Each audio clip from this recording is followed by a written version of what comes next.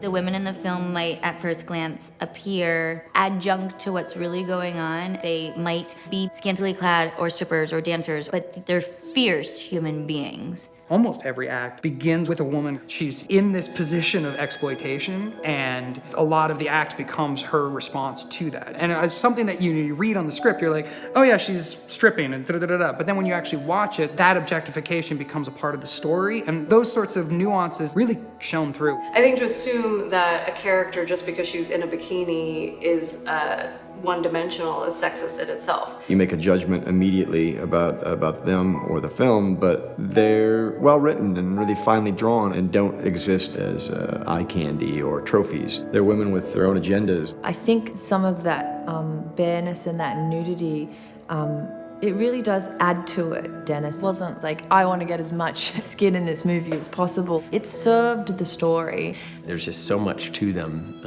I feel like they could each have their own like little movies on their own, just to get to know them a little bit more.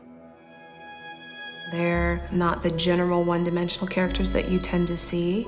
There's a lot of vulnerability in these women, but there's also a lot of strength in the women.